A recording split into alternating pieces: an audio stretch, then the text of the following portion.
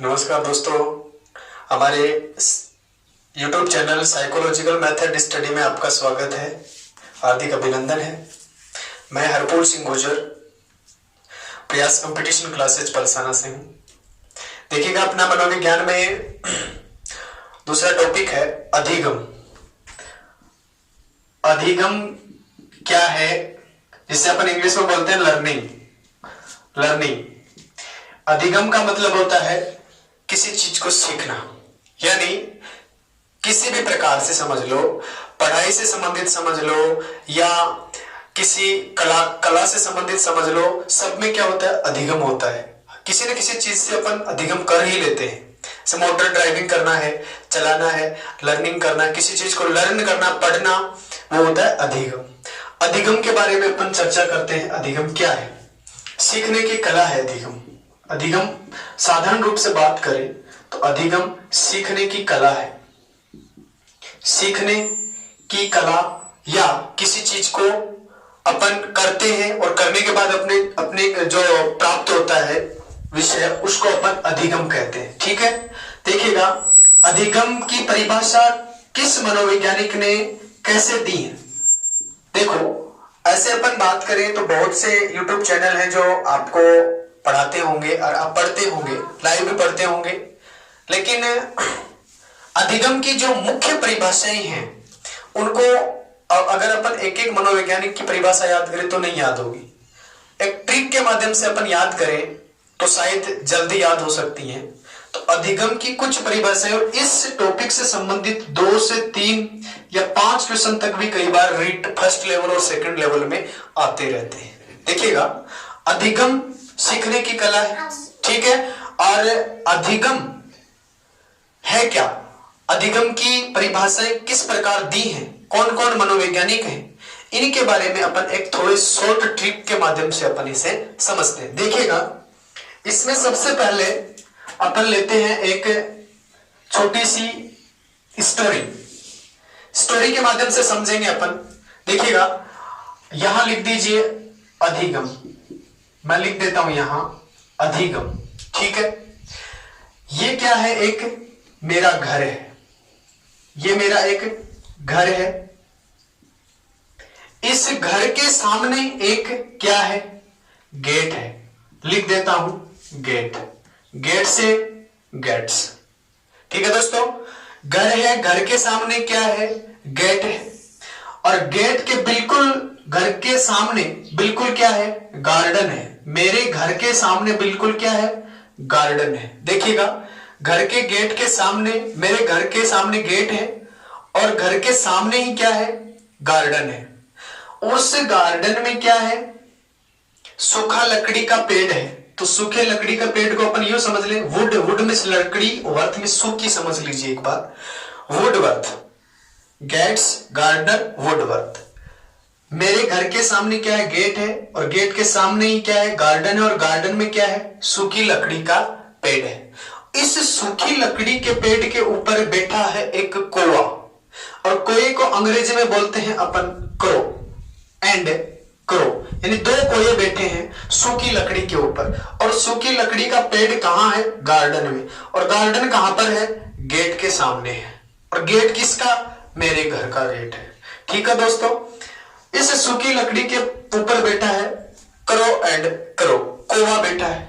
वो क्यों बैठा है मालूम है आपको? देखिएगा, ये एक स्टोरी है, ये मैं आपको स्टोरी समझा रहा हूं, कहानी के माध्यम से समझा रहा हूं, वास्तविकता अलग है। कौवा बैठा है, कौवा क्यों बैठा है, कौवा ऑटोमेटिक आके बैठ जाता है, तुरंत उड़ जाता है, लेकिन दुखी है इसलिए बैठा है उस सूखी लकड़ी के पेड़ पर।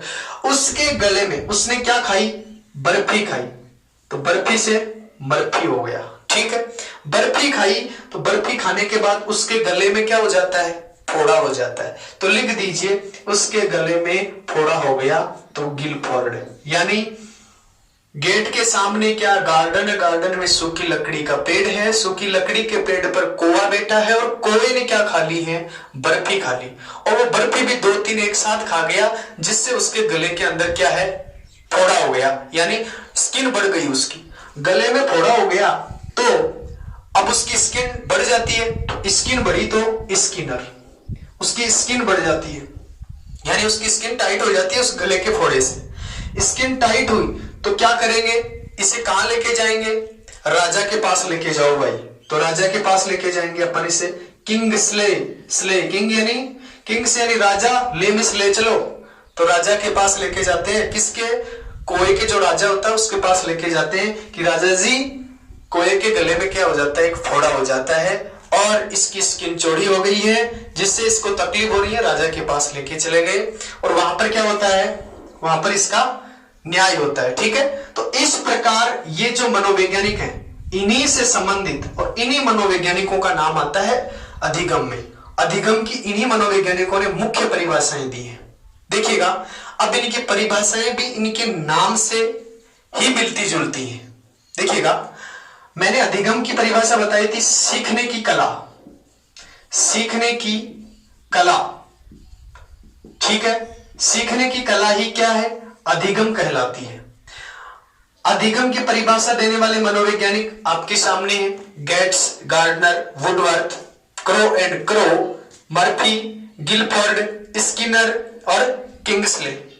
ठीक है, देखिएगा गेट्स ने क्या परिभाषा दी है, गेट्स ने परिभाषा दी है अधिगम की, कि अधिगम वो होता है, मेरे घर या मेरी कोचिंग समझ लो, मैं कोचिंग लिख देता हूं यहां, मेरी कोचिंग के गेट के सामने कौन आएगा, मेरी कोचिंग के गेट के सामने वही आदमी आएगा जो, मेरी कोचिंग के गेट के सामने वही आदमी आएगा जो पढ़ाने की क्या रखता है, काबिलियत रखता है, यानी उसको अनुभव होता है, उसको पढ़ाने का अनुभव होता है और प्रशिक्षण भी होता है उसे, यानी ट्रेनिंग लिया हुआ होना चाहिए।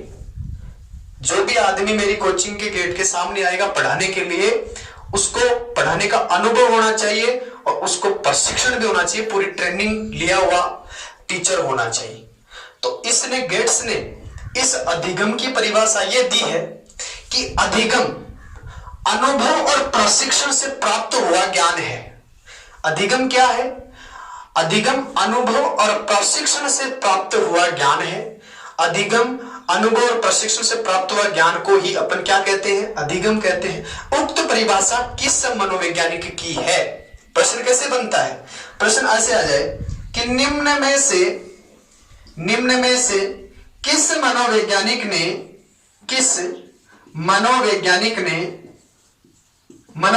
ने अधिगम को या अधिगम की परिभाषा अनुभव और प्रशिक्षण के साथ में जोड़ रखी है, अनुभव और प्रशिक्षण के साथ जोड़ रखी है। एक तो छोटा क्वेश्चन यू बनता है, एक इसी के आधार पर प्रश्न बनता है कि डायरेक्टली क्वेश्चन दे देता है कि अनुभव व प्रशिक्षण के द्वारा प्राप्त ज्ञान अधिगम कहलाता है, अधिगम कहलाता है। उक्त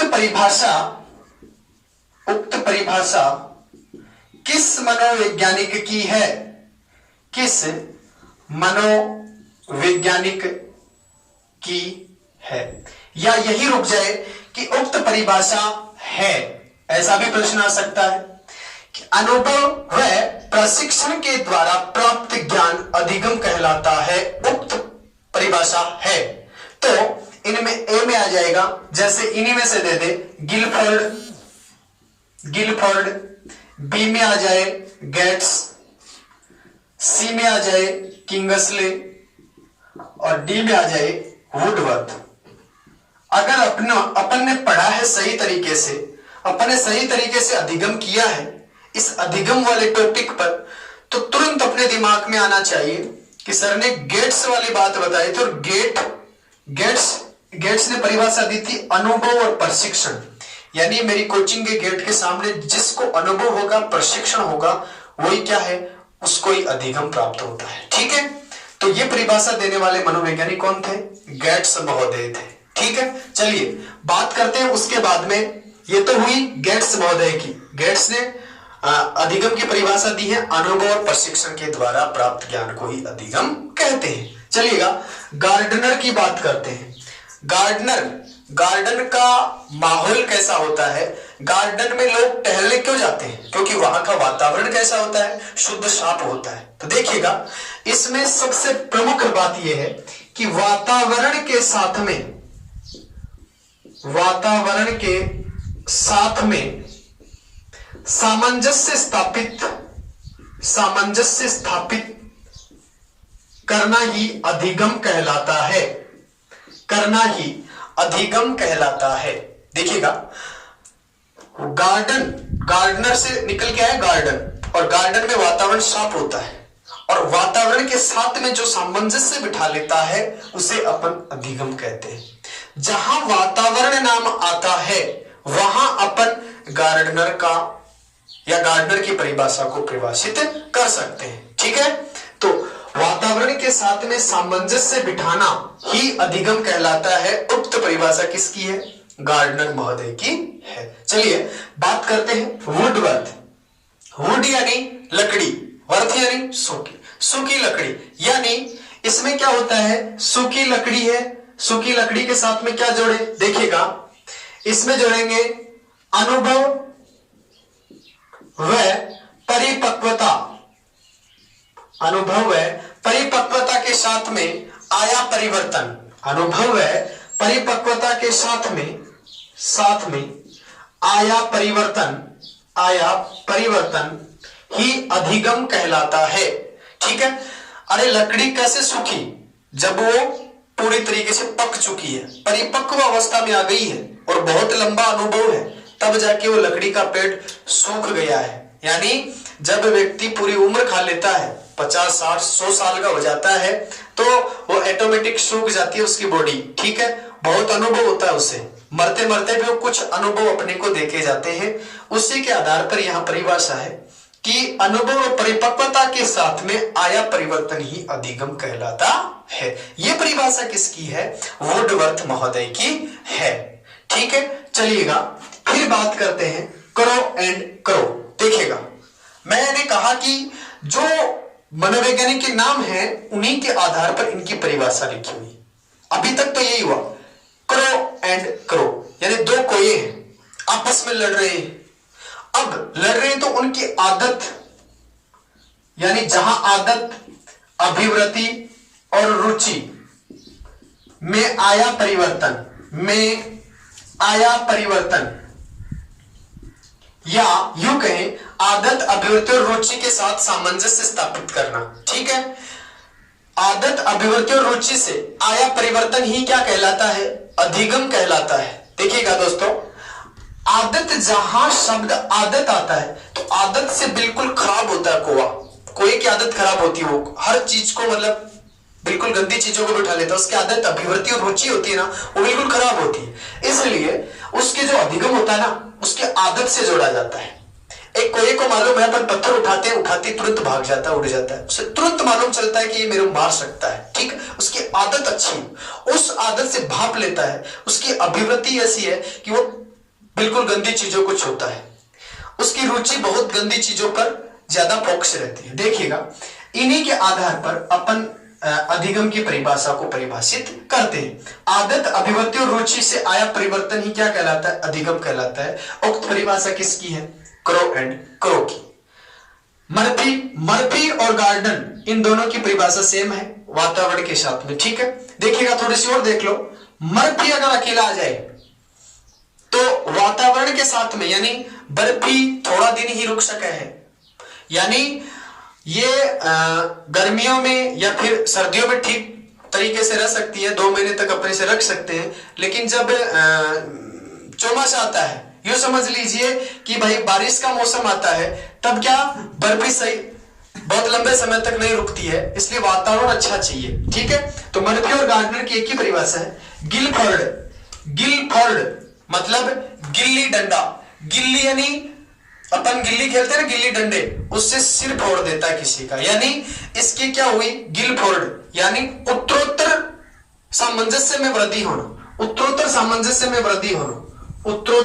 सामंजस्य में परिवर्तन समझ लीजिए, उत्तरोत्तर सामंजस्य में परिवर्तन होना ही क्या है, अधिगम कहलाता है। ये गिलफोर्ड की परिभाषा है।